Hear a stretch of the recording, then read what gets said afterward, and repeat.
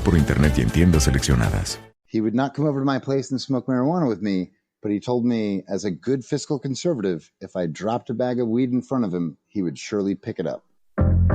On this episode of Transition Virginia, legalization of marijuana with Jen Michelle Padini of Normal. This is a public policy that Virginians support, and they would be wise to catch up to Virginians. And Matt Laszlo of the news station. America's just dumb when it comes to this, and it's because our worthless political class. The transition from decriminalization to legalization on this episode of Transition Virginia.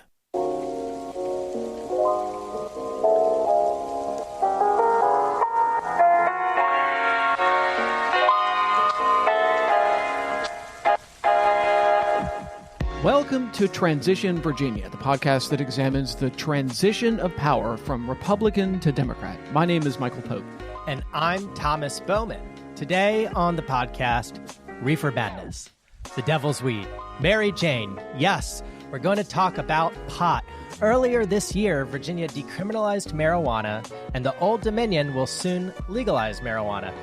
To dig into this issue, we have a dynamite panel. We're joined by the leading force behind decriminalization, the voice who made it happen, the executive director at Virginia Normal, Jen Michelle Padini. Thank you for joining us. My pleasure, Thomas.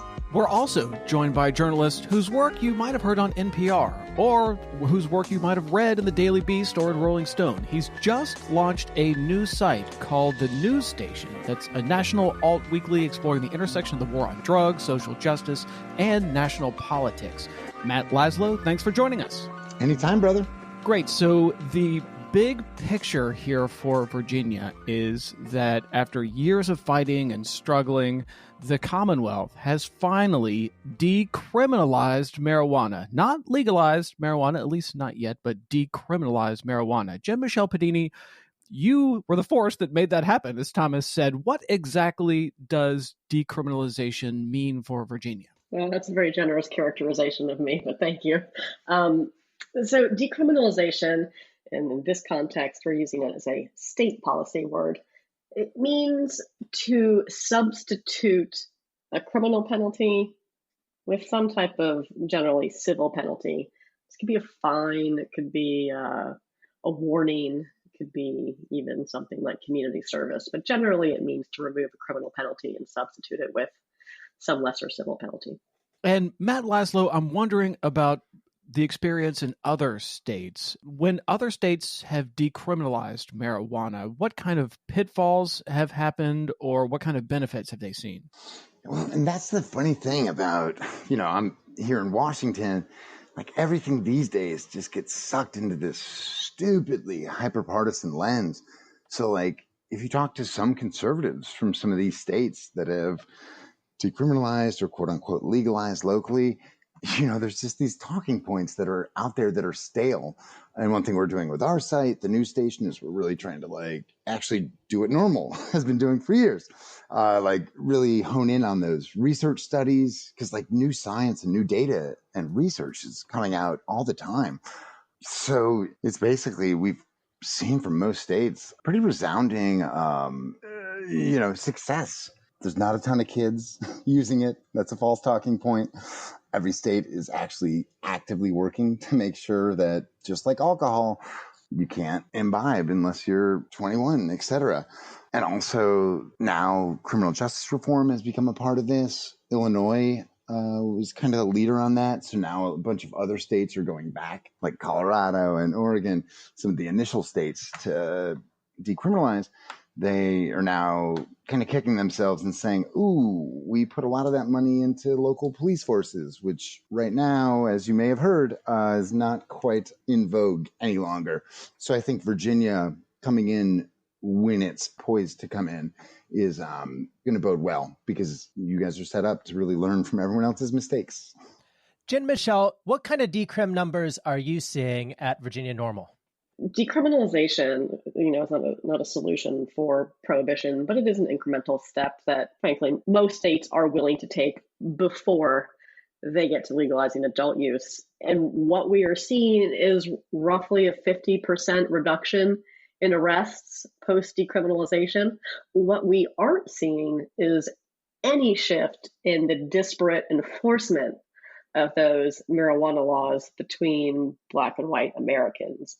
That disparity, that racial disparity in arrests still lingers after decriminalization.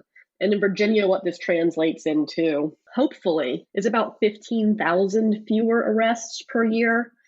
Prior to this law taking effect on July 1, Virginia was spending over 100 million taxpayer dollars enforcing a policy that, frankly, they didn't support, and arresting upwards of 30,000 Virginians every year for marijuana possession.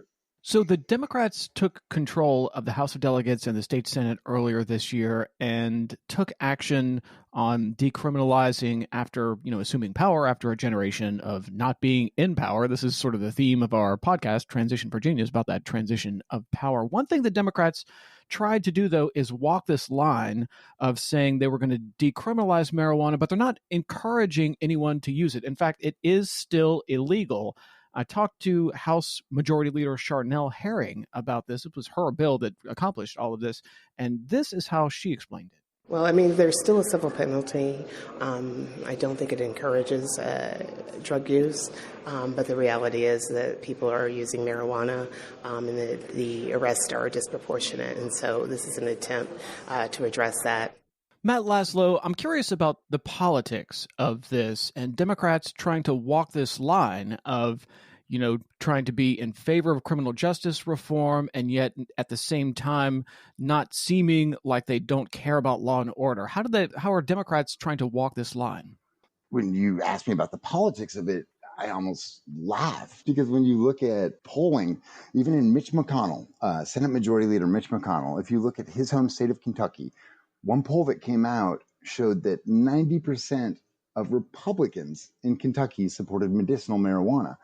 And so right there, this isn't a partisan issue at all. And Pew studies show that about 2/3 of Americans support legalization in one form or another, mostly medicinal. And it's not really split on a partisan line, which is why the politicians here in Washington are so far behind all these states and voters on the ground who just bypassed Washington because Washington's gridlocked and worthless. So now we have 11 states and the District of Columbia that have legalized recreational weed because they gave up on Congress, like many other advocacy groups have done for a list of other issues. Well, we're not giving up here in Virginia. And not only did we decriminalize personal possession of up to 1 ounce of marijuana on July 1st, the state also legalized participation in its medical cannabis program on July 1st. So two extraordinary steps forward for the Commonwealth and all in one fell swoop once that sort of trifecta of power was in place in the legislature. Jen Michelle, can I ask you a question about strategy here for decrim? Why go for decriminalization first before legalization?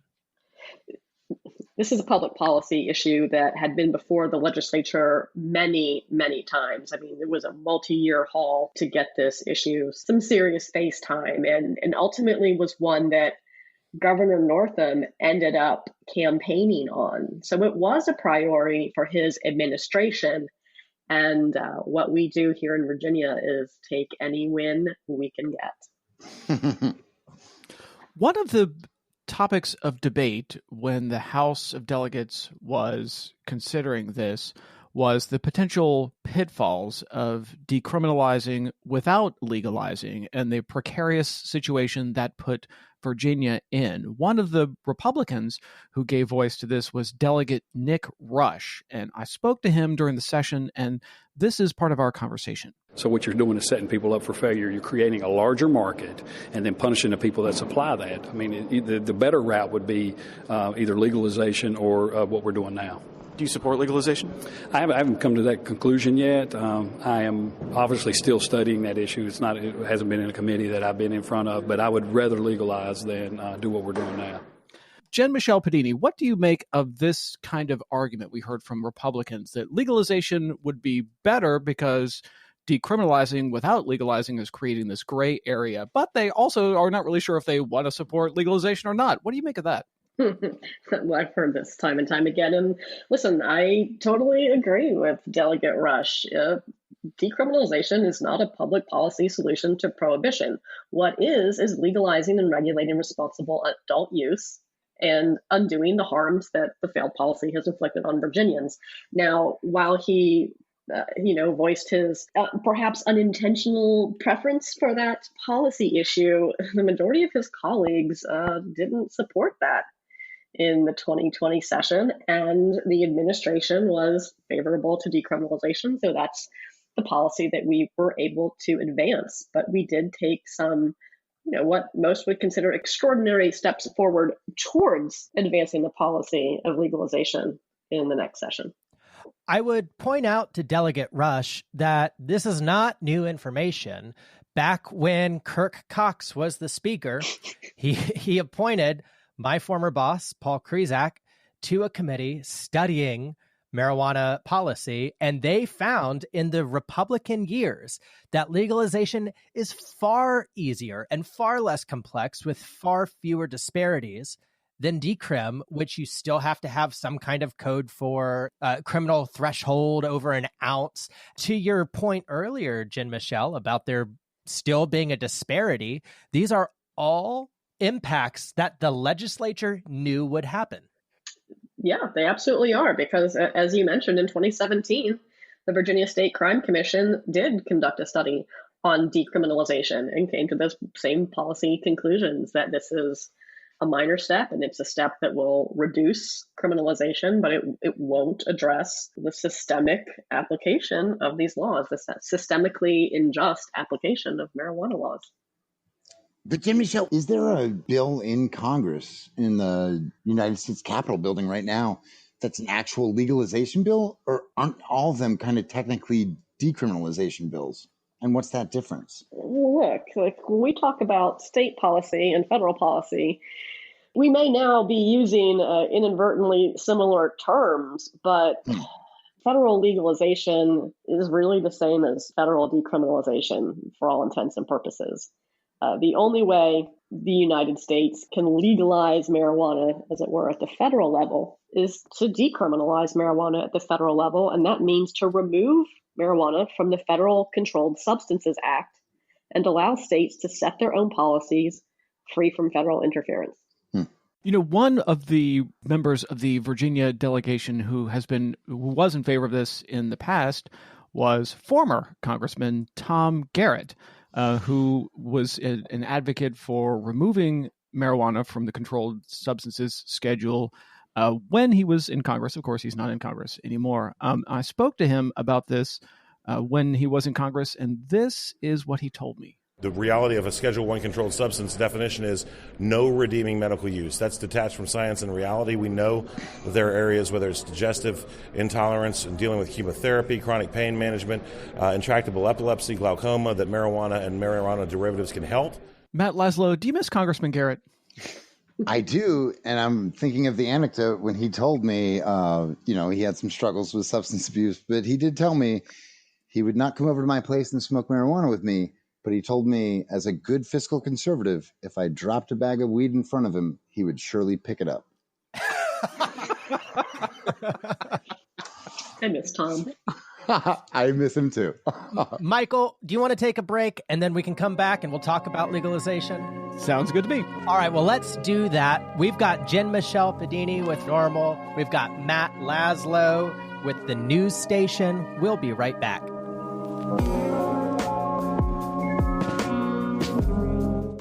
Jeans. They're an American staple. No article of clothing is more closely linked to our nation's history. Today, denim's a $90 billion industry, but that success didn't come easy. I'm David Brown, the host of Wondery Show Business Wars. We go deep into some of the biggest corporate rivalries of all time. And in our latest series, we're unzipping how Levi's, Lee, and Wrangler managed to take workman's wear from the frontier to the runway and closets around the world. Join us for Denim Wars. Listen on Apple Podcasts, Spotify, or listen ad-free by joining Wondery Plus in the Wondery app. Hey, you. Yes, you. You're listening to Transition Virginia right now, and you're probably a fan of the podcast, right? Well, then rate and review, like Trevor Sutherland. 1 star. The only time I listen is when I'm on. That's not really what I was thinking. Well, how about this review from Richard Krause? This piece of shit podcast, I wouldn't even rate 1 star. Come on, listeners. I know you can do better than that. Hit the pause button right now and give us a quick review.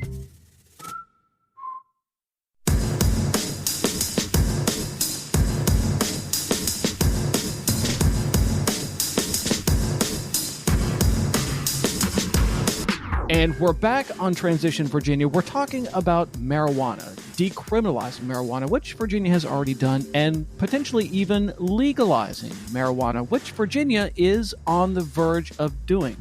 Jim Michelle Padini, there is a study that's going on right now that's going to be completed later this year in advance of the upcoming General Assembly session that is about legalization. And it's not about whether or not legalization should happen. It's about how legalization should happen, right? Walk us inside of that study and what we can expect from it. Well, I think you nailed it right there. It is, in fact, how Virginia might best go about legalizing adult use. It is not a whether the Commonwealth should or shouldn't, or whether marijuana is good or bad. It's just what is really the best policy approach for the state of Virginia.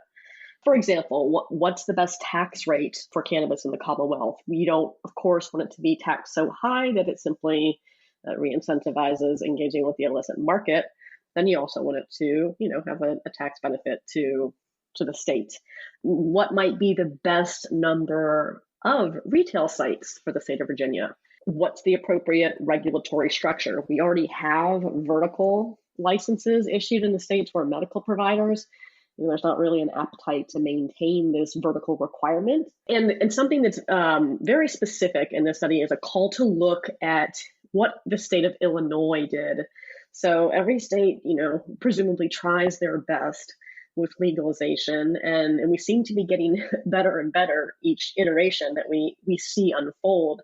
And the state that seems to have gotten it at least the most right up to this point is Illinois, because they were very thoughtful and specific in including a restorative justice component to their bill.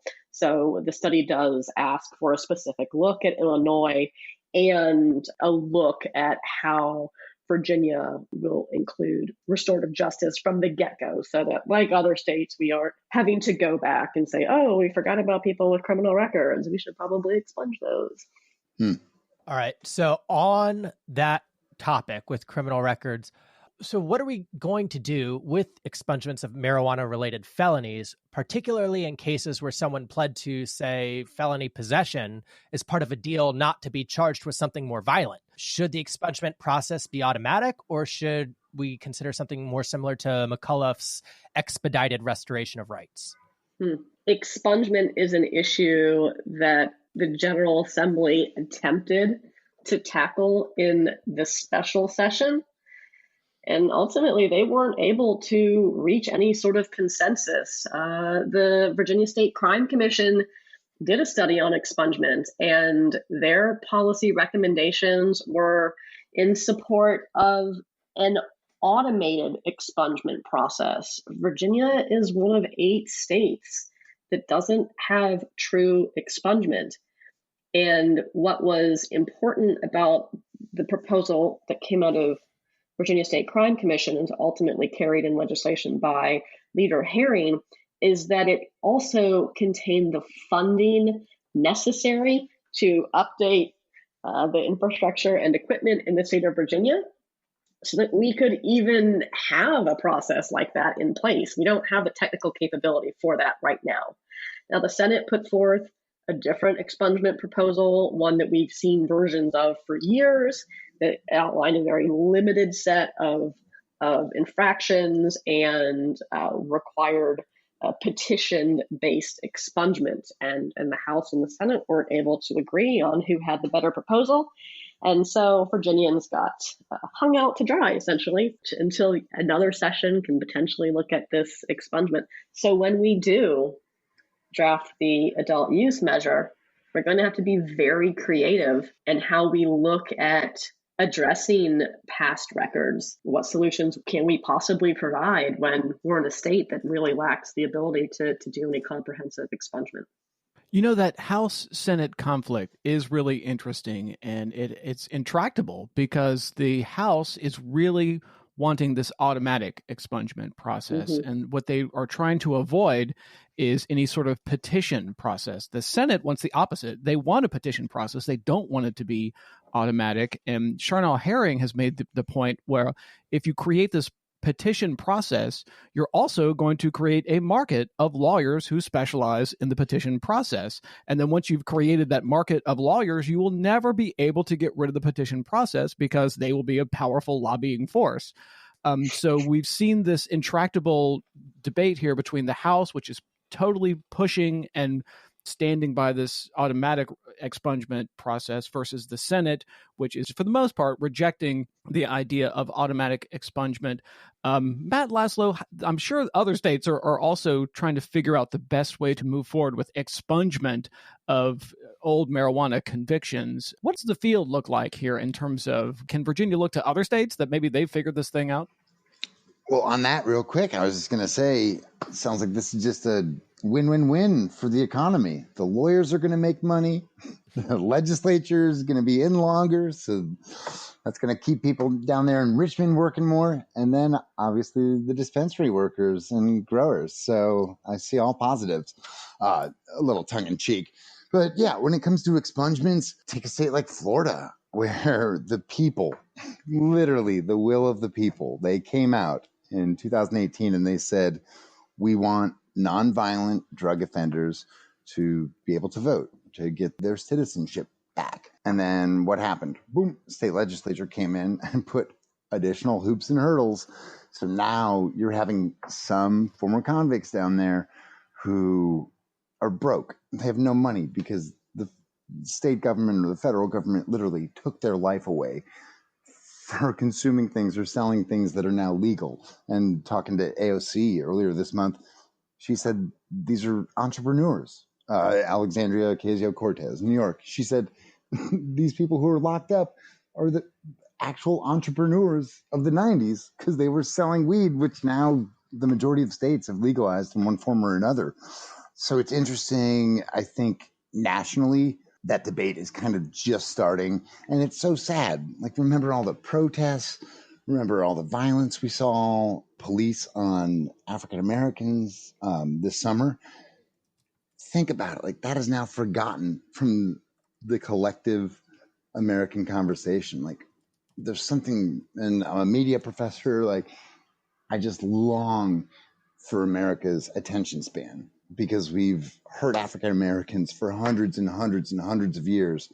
And now, after giving them, a month or two in cable news, we've now moved on as a nation. And I think that's the problem. I think it falls on all of us to keep the conversation focused there. You know, one issue with legalization that the states are eventually going to have to grapple with here is there's this interesting tension between federal law, where marijuana is illegal, versus state laws where marijuana is legal. So there's this tension. The federal law says it's illegal. The state law says it's legal. I talked to Congressman Jerry Conley about this, and this is how he talked about that issue. We treat marijuana as if it's the most dangerous drug on the planet. It is not. And clearly the states are no longer accepting that federal law and that federal guidance. Matt Laszlo, are states abandoning federal guidance? Yeah. I mean, the feds have given nothing. All we've seen in the past couple administrations, and I was just reminded this editing a profile of Kamala Harris, Barack Obama sent federal officials in 2012 into states to disrupt and dismantle their medical marijuana facilities. By the end of his administration, he kind of changed slowly with the American people. And we had the Cole memo, which was supposed to protect states, their own marketplace. Then Jeff Sessions comes, he tears it up. Then Cory Gardner, senator from Colorado, gets him to reinstate it. So basically all we've seen, all of that jumbled nonsense, is me describing what Washington has done for the states. So yeah, the states have said, peace, we don't need you, Washington. Granted, the federal government does have lots of power and lots of guns and hardware and stuff we don't want to think about. And they have the courts and all that. But no, the states have completely bypassed. Even I was talking to the former chairman of the Agriculture Committee in the House, Frank Lucas, a Republican from Oklahoma. He said every bank in his state is on board. They have medicinal marijuana legal in Oklahoma, which is one of the reddest of red states. Marijuana is the most popular thing and most bipartisan thing in this nation, and yet our political class is afraid of it because they're stuck in this stupid Nixonian war on drugs, prohibitionist era, reefer madness. Like, they're stopping the DEA and academic institutions, research institutions, from giving us good quality scientific data. Because guess what? I'm a cigarette smoker. Let me put it out there. Don't smoke. It's stupid. But I can guarantee you smoking marijuana is worse for your lungs than consuming it through an edible. But guess what? Consumers do not have that information from the FDA, from HHS. Like, it's just backwards. America's just dumb when it comes to this. And it's because our worthless political class. And that's where I'm biased. I don't like either party. Jen Michelle, did you have any quick follow-ups on expungement? I did. To Michael's point about there being a powerful lobby. Not only are they a powerful lobby, these attorneys, they're members of the legislature and they're chairs of committees that hear these bills. So there, it admittedly seems to be a conflict of interest potentially there. But listen, if Virginians are going to continue electing these people to represent them, they're going to continue to get the same results. And as far as, should it be automated or should it be petitioned? Virginians have already paid their debts for these offenses. So why should they have to then repay again to have it removed from their records? Just to put a button on that, the point that you're making there, Jen Michelle Padini, is that Virginia lawmakers are famously part-time. It's a part-time legislature, and the reason for that is because it's designed so these people have day jobs. They could be a farmer, they could be a lawyer, they could be a doctor, they could be a dentist, and they bring that professional experience to the table when they talk about laws at the Capitol building. So the point you're making there is these same lawmakers who are saying, no, don't make the process automatic for expungement. You have to have a petition process where you get lawyers involved and you petition. Those same lawmakers who are advocating for a petition process are also, when they're not at the Capitol building, lawyers who will be part of that newly created cottage industry for creating petitions to get expungements off of the records. Is that what you were saying, Jen Michelle Patini? That is exactly what I am saying, Michael Pope. Wait, and are you both telling me I should have gotten a law degree? If you wanted to be rich, but instead you went into journalism. Rich, if you wanted to be in $100,000 worth of debt. Perhaps if you wanted to be a, quote, citizen lawmaker, So we've got citizen lawmakers in Virginia. We also have a whole lot of work groups. Now, Jen Michelle Padini, you're on one of those work groups on marijuana legalization. And there was a recent discussion about that work group during a committee hearing. And one of the most colorful members of the state Senate, Bill Stanley, had this to say about the work group. With regard to this marijuana decriminalization work group, will there be samples? And if so, will snacks be served? Not until it's legal. Okay. So, just asking for a friend. Yeah. Jen Michelle Padini, explain what the work group did and what the meetings were really like. So I think Bill made that joke just for me. As part of the decriminalization legislation, we added enactment language that ordered some number of secretaries to convene a legislative work group. That's what Senator Stanley was speaking to, and I am a member of the work group, and it has very similar objectives to what we outlined in the legislation that initiated the JLARC study. And so it isn't a should Virginia legalize marijuana, it is a how should Virginia go about it and what are the major policy considerations that we would like to address in such legislation. And ultimately, the work group ended up forming 3 subcommittees: fiscal and structural subcommittee, legal and regulatory subcommittee, of which I am a chair, and the health impact subcommittee. And all the subgroups tackled their certain topics, and then the work group would meet as a whole to hear the feedback from the subgroups and come to some, not necessarily policy directives, but statements outlining here is what Virginia should consider when drafting this legislation. Thank you again, Jen Michelle Padini with Normal and Matt Laszlo at the news station. We'll be right back with question time.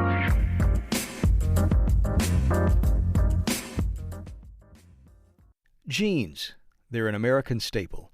No article of clothing is more closely linked to our nation's history. Today, denim's a $90 billion industry, but that success didn't come easy. I'm David Brown, the host of Wondery Show Business Wars. We go deep into some of the biggest corporate rivalries of all time. And in our latest series, we're unzipping how Levi's, Lee, and Wrangler managed to take workman's wear from the frontier to the runway and closets around the world. Join us for Denim Wars. Listen on Apple Podcasts, Spotify, or listen ad-free by joining Wondery Plus in the Wondery app. If you want to benefit from Pay to Play, now you can by joining Transition Virginia's exclusive Patreon community. Chip in as little as $3 to help us produce this podcast. Sustaining members get their questions asked on the show, which means you know the next guest before the episode comes out. So if you want us to ask your questions, or even if you just want to support the show, hop over to transitionvirginia.com and click the orange button to become a Patreon patron today.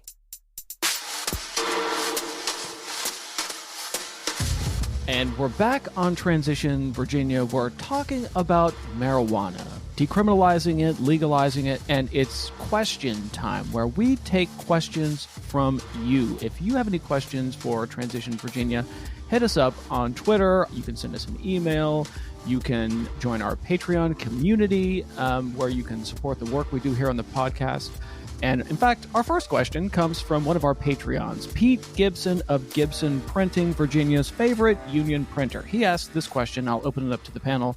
What role is there for Virginia tobacco companies to play in legalization? And will there be incentives for former tobacco farmers to grow Virginia Kush? What role is there for tobacco? Look, I don't think anyone is really jazzed about the idea of Altria dominating cannabis in the Commonwealth. Even ultimately, that may one day be a reality. As long as it remains federally illegal, I think we're going to see legalization in Virginia roll out very similar to the way it has in other states, where it's not, titans of industry, perhaps outside of those multi-state operators that are already in the cannabis space. And will there be a role for Virginia's tobacco farmers? For those folks, absolutely.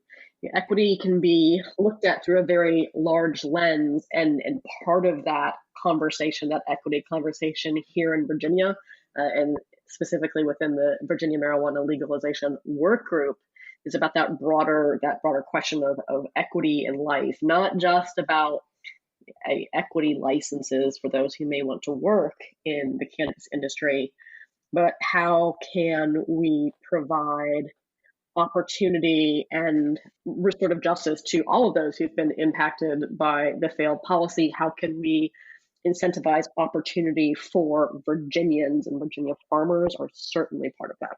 And to piggyback on that, but also to take it away from big tobacco, and let's just go straight at the jugular of big pharma, which, let me just uncynically say, has bought and paid for both Democrats and Republicans on Capitol Hill. We're now starting to see even Purdue Pharma members, I've heard, and I haven't done this story yet, but members of the Sackler family are investing in marijuana companies, have tried to take the 10 or whatever billion dollars that they hid from the families who they killed with their opioids, with their Oxycontin. They're now trying to get into the cannabis market. And so, there is fear within the industry for lack of a better term, the conglomerarization of the industry, you know, the big takeovers. People on Wall Street at the start of the recession and all these VC capital firms were literally thinking like, ooh, after a few months, this is going to be the time to buy all these cannabis firms. Well, what happened? We've seen sales spike because when people are sitting at home, I guess they like a joint or a bowl or an edible. So sales have been up. So all these firms have had to like rethink that just rabid capitalistic approach, which I'm fine with capitalism. I want people to make money. But these pharmaceutical companies and big tobacco as well, these companies that have killed hundreds of thousands of our fellow citizens now want to get in on this just to, I don't know, to feed their bottom line. But I'm nervous about that because I don't think these companies or even industries have proven themselves to be good actors who actually care about Americans, while many people in the marijuana industry actually do. This is medicine for millions of Americans right now. While I don't disagree with you, Matt, I'll remind our listeners that we should all be so fortunate as to one day have the luxury of choosing between Marlboro Greens at the corner store and craft cannabis at the boutique dispensary and pharmaceuticalized cannabinoids at CVS. Amen. I just want those companies owned by the people currently in prison. And I know you agree with me on that. Okay, Absolutely. we could keep exploring the Garden of Eden forever, but let's go to our next question here. From Sarah Graham Taylor. Sarah is the lobbyist for Alexandria City, and she has a question that comes in through Twitter at Sarah Taylor OKC. She points out that Alexandria's Substance Abuse Prevention Commission brought something to her attention. She wants to know, will the, quote, social host, unquote, liability law extend to marijuana? Okay, the social host liability law, I just looked it up. Google's a wonderful thing. It states in part that anyone who furnishes or sells alcohol to a minor is guilty of a misdemeanor. And if the subsequent consumption of the alcoholic liquor by the minor is a direct and substantial cause of that person's death, then there's criminal penalties. So what they're asking is, you know, parents who give weed to minors, are they going to go to jail? Many decades ago, NORML adopted what are called the principles of responsible cannabis use. And the first point in that is adults only. Cannabis consumption is for adults only. It is irresponsible to provide cannabis to children. Amen. And that's industry wide. Like, it's not even I'd almost call it a red herring. This is something that opponents bring up. Nobody in the industry wants kids consuming this stuff, just like we don't want kids consuming alcohol. All right, Sarah, if you've been listening, it sounds like Alexandria's Substance Abuse Prevention Commission needs new members. Amen. Activate Virginia on Twitter at Activate Virginia wants to know, should legislators pass an advisory referendum this coming session that would put legalization and taxation on the 21 November ballot to demonstrate public support? No. I don't disagree with you, Jen Michelle. Why no? That's nothing but a stall tactic. Virginians have been vocal in their support for legalizing responsible use of marijuana by adults. I don't see how a referendum does more than illustrate what poll after poll after poll has already demonstrated. All right, our next question comes from Bill in Richmond. He wants to know how national policy from a President Biden might influence the legalization process in Virginia. Any thoughts on that? It won't. The Virginia legislature is not swayed by the policies of neighboring states or frankly, even the federal government. Virginia, like the majority of United States and territories, is in violation of federal law by legalizing medical cannabis and decriminalizing personal possession. So federal policy doesn't seem to be impeding progress here. Progress has been slowed, but not because of the federal government. And I would only add, whoever the next president is going to be a teetotaler, whether it's Biden or Trump. So on this, whatever happens in 2021 and beyond, we're going to need the Congress to move the White House. And we've seen that a little bit. We've seen the rank and file lawmakers on Capitol Hill move Speaker Pelosi. At the start of this year, I asked Majority Leader Steny Hoyer from Maryland if he'd ever talked to Pelosi about cannabis after she had been Speaker again for 1 year. And he told me no, never come up. So one reason we've seen Congress and especially House Democrats move on, whether it's Safe Banking Act to allow cannabis firms into the financial marketplace, or whether it's their movement on the MORE Act, which would decriminalize nationally and invest some of that money back in the communities hit hardest by the war on drugs. The only reason that party leaders are even bringing that to the fore, and this is Democrats, mind you, is because of the rank and file. So with Biden or Trump or any of these other septuagenarians running this nation, they're going to need some pressure from younger folks and also just people of all ages who consume and care about this stuff. Or if they have a child with epilepsy who needs this so their baby stops having these disgusting seizures, hundreds sometimes, guess what? Cannabis helps with that. They're also going to need a pathway to bring these bills to hearings in the House and the Senate. And while that may be true in the United States House of Representatives right now, it is not true in the United States Senate. Those bills are not being heard. Paul in Dumfries, Virginia, has 2 questions.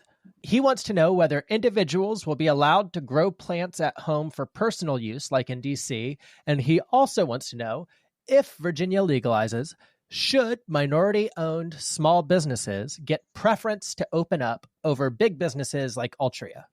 To the first point, yes, personal cultivation is a big issue for Virginians. We hear it time and time again, and Normal offered incredibly vocal support in favor of such a provision, both to Jay Lark and during the work group meetings, and opportunities for Virginians, for those impacted by marijuana prohibition, should absolutely be baked into the licensing structure of adult use and of future medical expansion.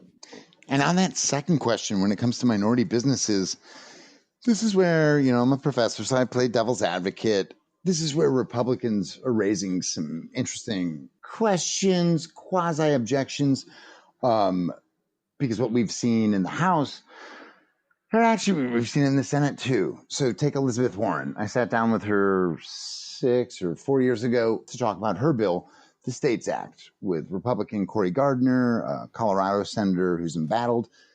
One thing that was pointed out to me during the Democratic presidential debates, Elizabeth Warren never discussed her bill, the States Act, which would just be a blanket. Federal government decriminalizes, each state picks on their own. The only thing Elizabeth Warren would talk about was Cory Booker's Marijuana Justice Act, which is progressive, which wants to reinvest money in the communities hit hardest by the war on drugs, left blighted, families ripped apart, kids, sons, moms, etc., in jail for decades for stuff that's now legal on the outside. So one thing Republicans are saying is that they're still more in line, like they can stomach at this point the States Act. But one thing Democrats are saying is, well, the States Act was 6 years ago, and 6 years ago, it was already 5 decades behind, So we're actually starting to get a finer point on these debates, and it's about time Congress started talking about these real issues, because we have millions of African Americans and Latinos locked up for the same thing. Me and my friends did country clubs.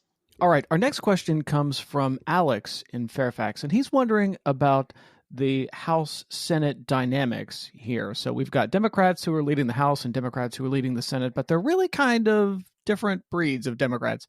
So Alex in Fairfax wants to know what will happen when there's this debate on legalization in the Senate, and the Senate elections are not until 2023. What resistance we might see from Senate Democrats. Jen Michelle Padini, I'll throw the question to you. If we're going to have a few Democratic senators in Virginia that are not ready to endorse legalization wholeheartedly, that's something we may actually have to contend with. My question to them is going to be, how much do they like being reelected? Why do they like standing on the wrong side of history? This is a public policy that Virginians support, and they would be wise to catch up to Virginians. By that same token, we have a number of Republican senators who are very supportive of legalization, and kind of the inverse, I think, in the House, where the House we have, I would expect, generally party line support in the House when it comes to Democrats, and then definitely some Republicans who are interested in it as well. Well, all right. That's it for this episode. We had a lot of fun. Jen Michelle Padini with Normal, thank you so much for being on the podcast. Matt Laszlo, same to you. Thank you so much for being on the show. If you have comments or questions about what you just heard, or maybe you only want to tell us what you think, write an email and send it to us at transitionvapodcast@gmail.com. We might read it on the air. Subscribe to Transition Virginia anywhere pods are cast. Follow the Transition team on Twitter @TransitionVA, and find us on the web at transitionvirginia.com. Don't forget to like and subscribe so you can enjoy our next episode of Transition Virginia.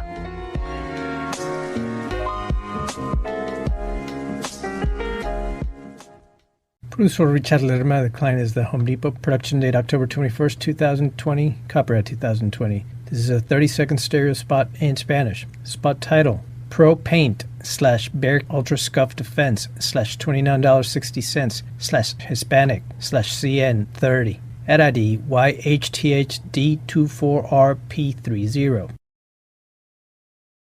Como pintor profesional, sabes que tus clientes quieren un acabado mate, pero no quieren pagar el precio de tener que batallar con mugre y marcas. Usa el nuevo Bear Ultra Scuff Defense de The Home Depot para un acabado mate hermoso, más una defensa contra manchas y marcas. Y ese precio, desde solo $29.60 al galón. Y eso es antes del descuento Pro Extra. Una pintura mate que resiste las marcas. Bear Ultra Scuff Defense, solo en The Home Depot. Haces más, logras más. Disponible por